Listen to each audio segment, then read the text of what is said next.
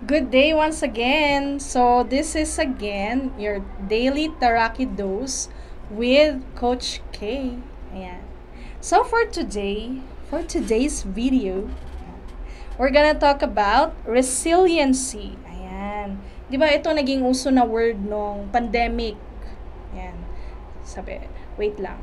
Tignan natin ang meaning. Oops. Ayan. Resiliency.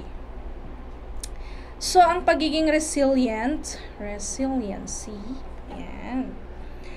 Resilient, it is the ability to withstand or recover quickly from difficult conditions. Ayan. So, sabi nga nila, one of the traits or good traits daw ng Filipinos are resilient daw tayo.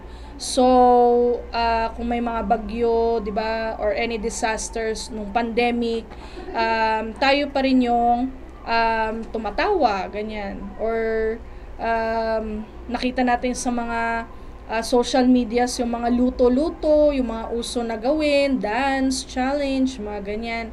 So, yun yung isa sa mga abilities ng mga Pilipino daw, being resilient. So, kumbaga kahit papano, we still have yung mga reasons to smile, to laugh, yung mga ganyan, or to continue our lives even if yung pandemic is very difficult for all of us, even hanggang ngayon, no, na after ng pandemic, ito na yung sinasabi nila na mas mahirap rin pala yung recovery stage, kasi we're experiencing yung mga inflation, mga ganyan. So, dito natetest talaga yung ating pagiging resilient. Okay? So, how can we build ba ang resiliency or resilience? For me, okay, I took the word adapt. So, A-D-A-P-N-T. No? P. Mga ganun. So, letter A is adjust the perception on adversity. When we say adversity, ito po yung mga challenges, ito yung mga problema na na pagdadaanan natin. Okay? For the resiliency kasi, the reason why us Filipinos were very resilient nung mga pandemic and other disasters is that yung mga adversities, yung mga problems natin, we took it in a different perception. Like for example, yung hirap tayo financially. Okay? Pero ang nakikita natin na perception dyan is that hindi naman tayo nagkasakit, kumakain pa rin tayo, meron tayong bahay na pinagtitirhan, buo yung pamilya, masaya pa rin yung pamilya, safe yung family, and so on. There are a lot of perception na parang lakas ng ating mga loob on that situation or any situations that we have. Nakikita natin yung parang brighter side of things, or this happens for a reason na sinasabi natin. So, in life, it's very difficult actually to do that, yung make a different perception on the challenges that we are going through. Kasi pag nandun ka sa situation na yon, talagang feel mo, okay, yung adversity o yung challenges.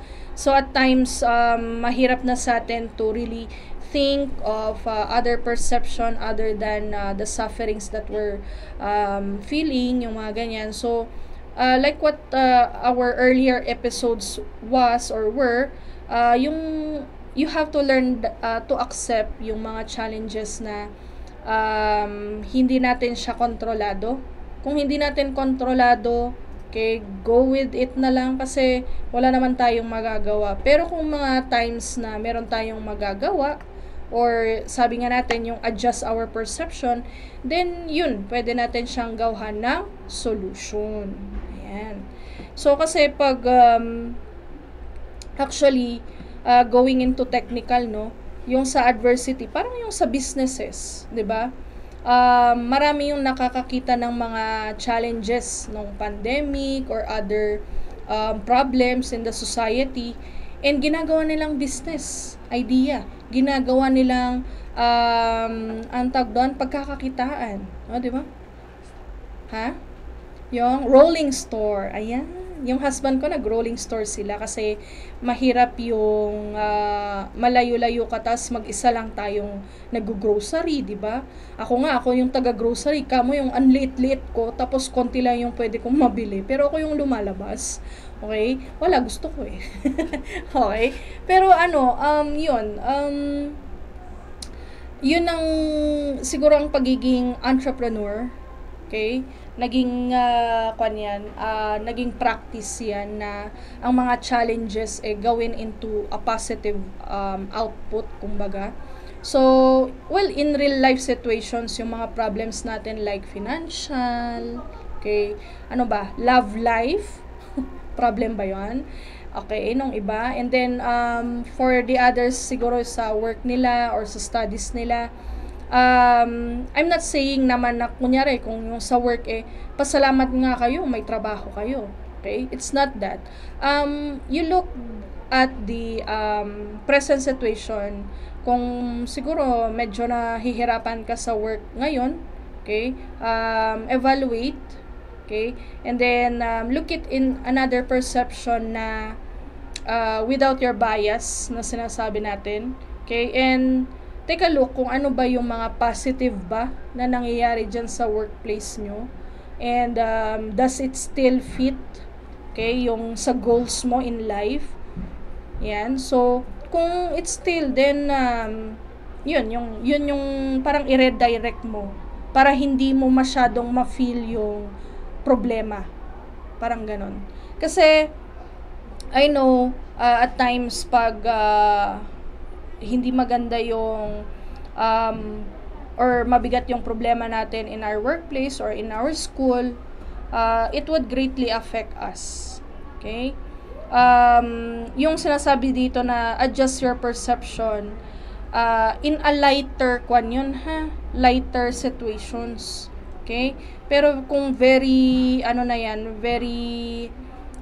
tawag doon, very deep yung reason, okay, kung bakit ka sad sa work, siguro bullying, kasi may bullying rin talaga sa work bully, or hindi ka na masaya because of the work environment na sinasabi, yung mga toxic environment in work or studies. Ayan, these are the things na siguro hindi na siya yung adjust yung perception lang, but of course to adjust also yung situation. Ayun, yung kung possible ba na alis ka dyan, yung mga ganon. Kasi sometimes kasi ang resiliency, it's not always fighting. Okay? You have to choose your battles na sinasabi. If you think that this battle would somehow make you win, or siguro may matututunan ka or skill, may skills talaga, or may yung matutunan ka in the end, okay, fight for it. Pero kung nakikita mo na medyo malabo talaga, okay, you choose your battles na lang. Kasi nga, sabi ko, hindi naman lahat kasi ng adversity kailangang go through with it or kailangang sugurin. Okay? Kasi mahirap naman yung sugod ka ng sugod sa mga problems without taking into considerations, of course, your ability, your capabilities, how are you able to solve it really in real time na sinasabi. Okay? Mahirap rin yung ganun. Hindi rin siya maganda yung outcome niya. Okay? So, yung adjust ng perception for adversity, lighter news, sabi ko nga, no? Maganda rin dito siguro yung see how blessed you are. Kasi, seeing how blessed you are kasi would parang makikita mo yung gratitude sa'yo, okay? And hindi mo na masyadong ifo-focus yung self mo sa adversity. Doon ka na lang sa may blessing. Okay, doon ka na lang sa binigay sa'yo na maganda. Okay, and it would greatly affect you in a positive way. Okay, the next one is develop problem-solving skills. Ayan, so kung na-choose mo na yung battle mo, paano mo isosolve yung problem na yon, di ba? So, ano yan, di ba nung mga ano ba to, elementary, high school, college, some of us or maybe most of us hated yung math. Kasi nga problem solving. Okay, di ba yung mga worded problem, yung mga ganyan. Pero when we take it kasi na yung ganun na skill, yung if you're good at number problem, worded problem, mga ganyan, somehow there are some skills there that you are able to use it in a real life situation. Di ba maalala ko when we have our worded problem, so you will list down yung given. Ano ba yung given doon? Ano yung meron doon sa situation na yon? Di ba? Ano ba yung truth na nandun talaga? Actual na na-involve doon sa situation. Ano yung pwede mong maging solution to that? Or how will you approach that problem? Parang ganon. Like for example, ang hirap ng example pag ganun, ano? Given the situation like sa trabaho, okay, sige, sabihin na natin sa trabaho, no? We're taking, siguro applicant ka, okay? Siguro ang magandang problema dyan is hindi mo alam kung anong company ang pipiliin mo, kung company A or company B, both of them gusto ka nilang i-hire, o diba? Sana lahat ganun ang problem. Okay? Para lang lighter news tayo. Okay? So, yun yung problema. So, you will weigh, diba? Ano ba yung given? Magkano yung sweldo? Kung binigay, sana binibigay, no? Kung magkano talaga yung rate mo doon. Yung given, yung sweldo, anong tawag doon? Yung position mo, diba? Saan yung location, ano yung mga requirements na kailangan, ano yung mga ang tawag doon, qualifications na kailangan, fit ka ba doon, are you able to give what are they asking for when it comes to qualifications, okay ba yung pay, okay ba yung location. Kasi yung sa location, di ba, yung sa transportation mo. Ayan. So, wini-weigh mo rin yan. Ito yung tip na nakita ko doon sa social media, no? Sabi nila, if the interviewer would ask you, there are any questions, yung mga ganon, you ask daw, if it's possible sana, no? Na, ano ba yung culture doon sa kanilang company? Okay? Kasi sometimes if they will say yung culture, mafe-feel mo siya if it's for you or not. If it fits your, ano ba tawag doon? Values, okay, yung beliefs mo. Okay? So, most probably than not, kung it will fit, okay, magiging masaya ka. Yun. Magiging masaya ka, promise. Okay? And kung parehas kayo ng growth path na iniisip with the company that you are in or you want to apply with, it's easier for you to work. Okay? Work. So, yun yung mga problems or solutions that you may use in your daily life. Yan. Ano pa? Pagiging estudyante, ano ba ang problem dyan? Parang sa mga anak ko, syempre yung mga assignments, di ba? Yung mga requirements. Siguro we train them when it comes to problem solving, no? We train them that pagdating pa lang sa bahay, they will now see kung ano yung kailangan ng mga assignments nila, kailangang deadlines, yung mga ganon. I always ask them, ano yung gagawin? Anong subject yan? Kailan ipapasa? Anong mga materials na kailangan? Mga ganon. So, they have this, kumbaga routine na nila na when they have a an assignment, yun na kaagad yung tinitignan nila. Okay? Kaya pagdating sa bahay, it is already manageable sa kanila. So, yun na yung nasusolve nila. Okay? Yung aming panganay, very independent na rin siya eh. So, yung bunso, kahit papano, nagiging independent na rin because when you teach them how to solve the problem, okay, of course, they can do it on their own. They can be independent. But of course, ginaguide pa rin naman namin sila. So, yung mga ganon, having a problem-solving skill kasi will go a long way. My husband have this also. Very resilient siya. A lot of adversities in life, and he would always have solutions in mind. Ang dami-dami niyang plan A, B, C, D, hanggang Z siguro if you would ask. Okay? I think that is one of his intelligence and the skills na I think it is very, anong tawag doon? Very unique sa kanya.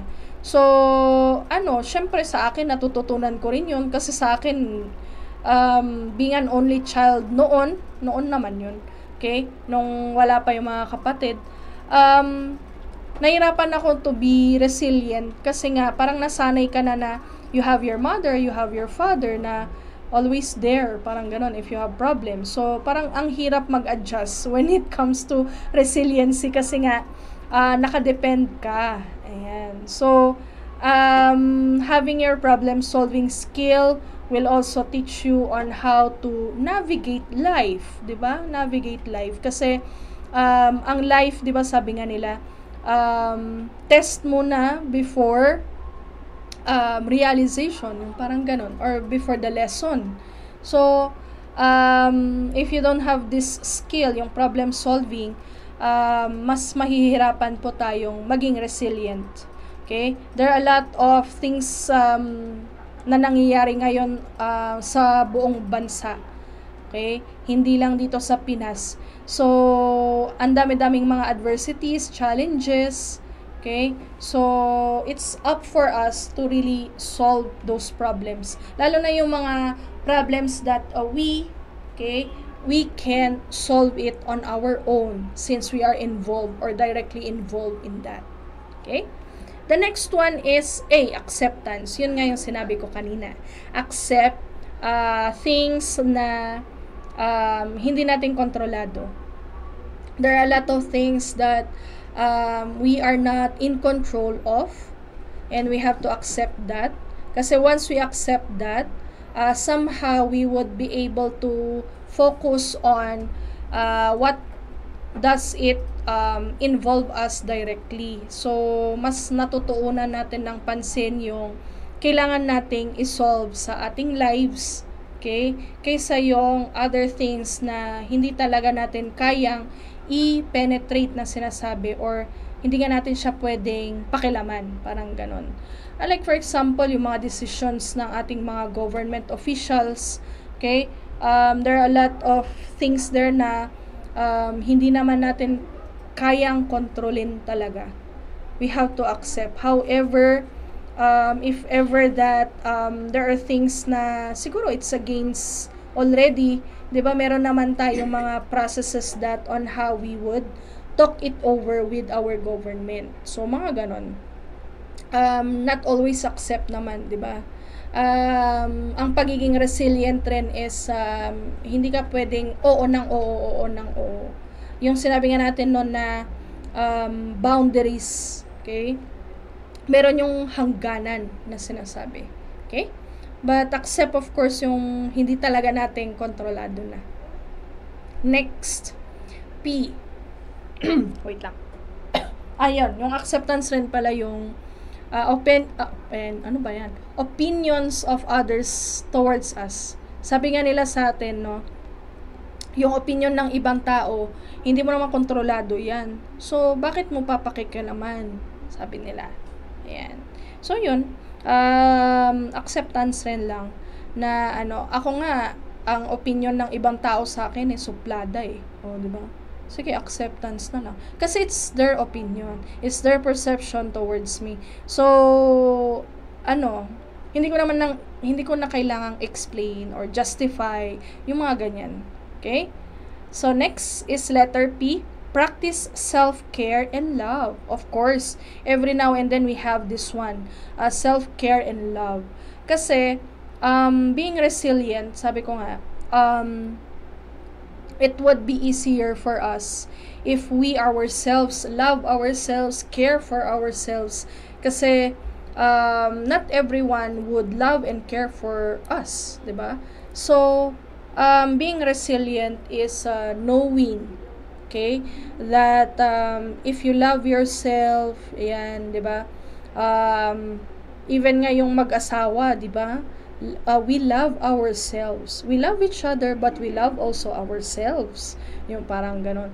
So, parang independency rin kasi siya na, tama ba? Independency. Independent tayo.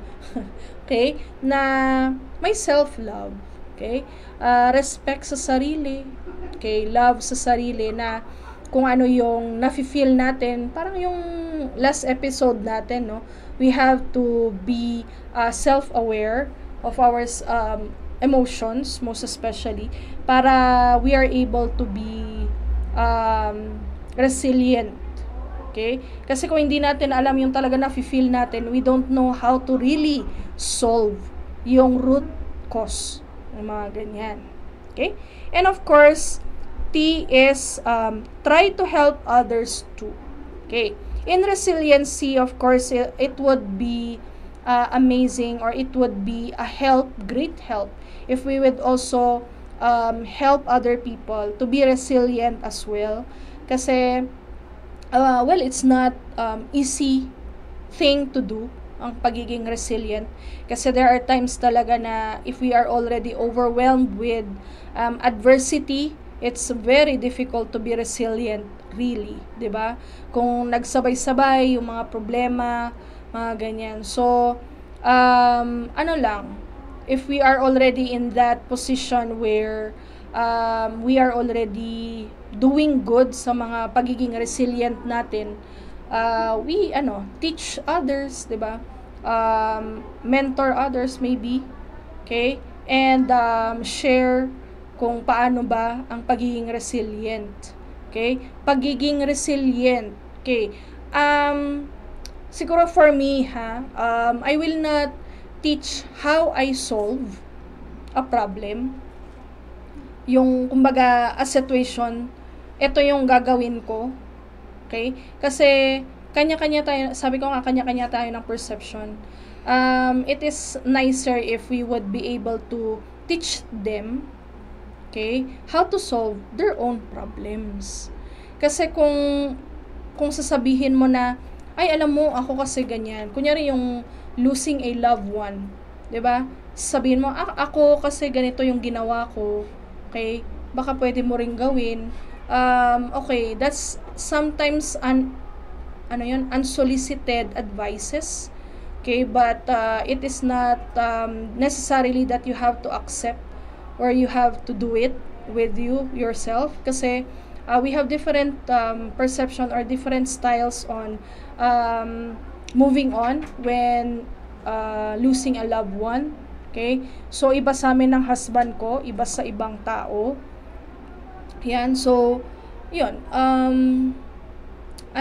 Teach them only how to be resilient in their own way. Kasi, teach them also that they have, yung natutunan ko sa life coaching is that you teach the person how to be a hero of themselves. Kasi, we have to see also their strength, okay, na kaya nilang gawin.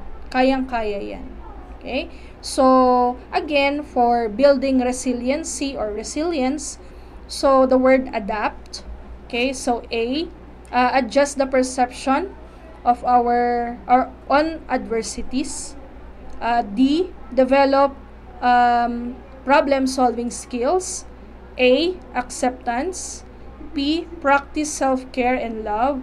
And T, try to help others too. Ayan. So hoping that in this episode, you're able to learn a lot, okay, or in every episode that we've been doing already, and the topics that we've been mentioning, hopefully that